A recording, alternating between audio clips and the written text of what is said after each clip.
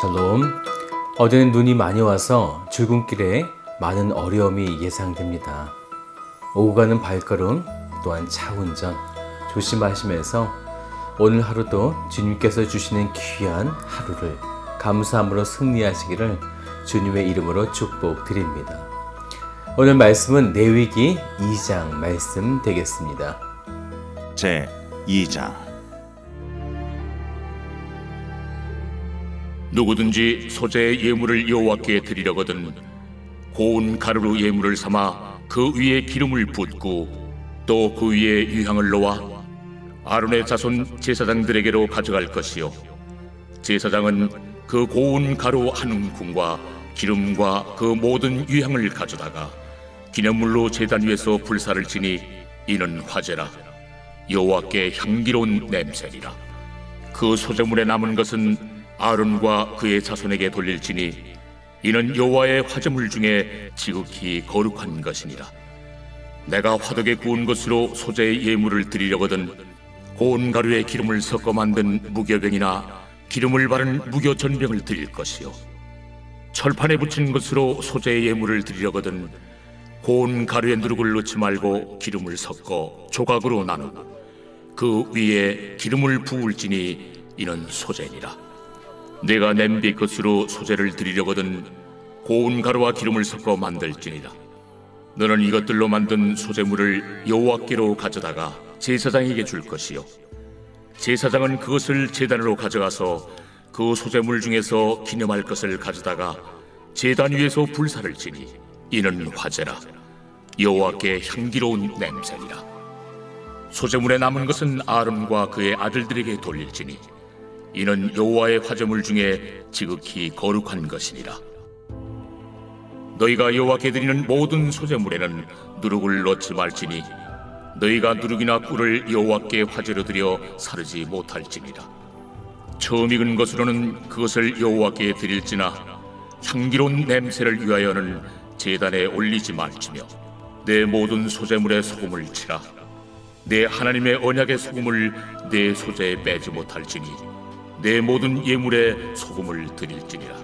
너는 첫 이삭의 소재를 여호와께 드리거든 첫 이삭을 볶아 찌은 것으로 내 소재를 삶되 그 위에 기름을 붓고 그 위에 유향을 더할지니 이는 소재니라. 제사장은 찌은 곡식과 기름을 모든 유향과 함께 기념물로 불사를 지니 이는 여호와께 드리는 화제니라. 어제는 우리가 5대 제사 중에 번제의 말씀을 보았고 오늘은 소제에 대한 말씀인데요. 5대 제사 중에 유일하게 피가 없는 제사가 바로 소제가 되어집니다. 그래서 소제는 죽어서 드리는 제사가 아니라 산 제사가 되어지는데, 그렇기 때문에 이 소제는 단독으로 드려지는 제사가 아니라 번제와 같은 피 흘리는 다른 제사와 함께 드려지게 되어집니다. 구약에서의 모든 제사는 예수 그리스도를 예표하고 있죠. 여기에서 소제는 그리스도의 죽으심의 사용말을 강조하는 것이 아니라 산제사이기에 이것은 그리스도의 삶을 통한 주님을 닮아가려고 하는 성화의 삶을 우리에게 보여주고 있는 것입니다. 먼저 1절을 보세요.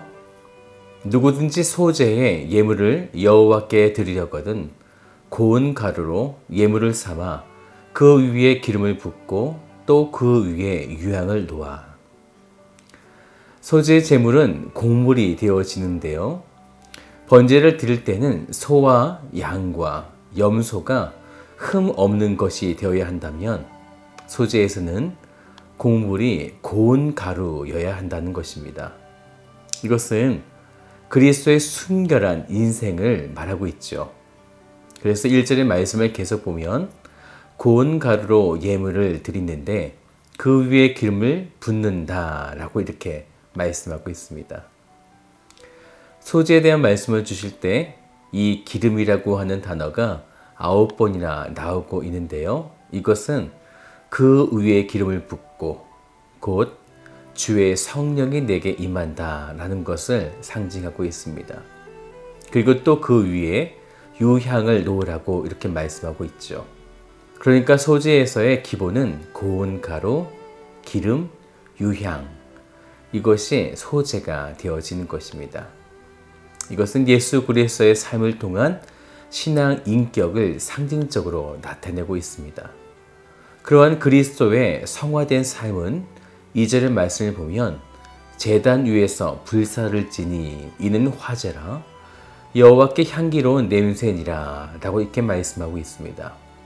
소재도 마찬가지로 번제와 똑같이 이렇게 태우는 방식의 제사이기 때문에 그 냄새가 곧 향기로운 냄새로서 하나님께 올려드리는 제사가 되어야 한다는 것입니다. 그런데요, 이 소재가 번제와 좀 다른 부분이 있습니다.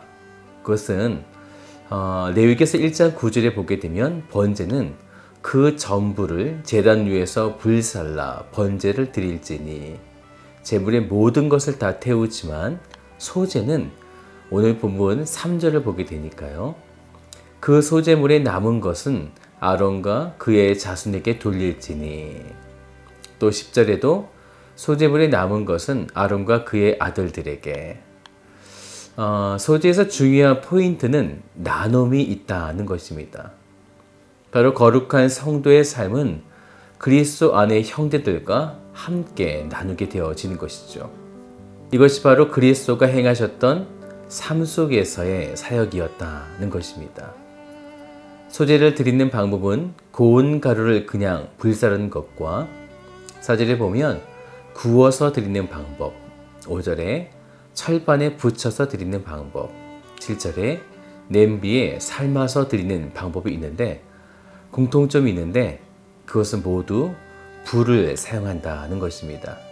이것은 소재의 삶에는 고난이 따른다라는 것을 말씀하고 있는 것입니다. 그런데 이 소재에서 주의해야 할 두 가지를 말씀하고 있어요. 11절을 보세요.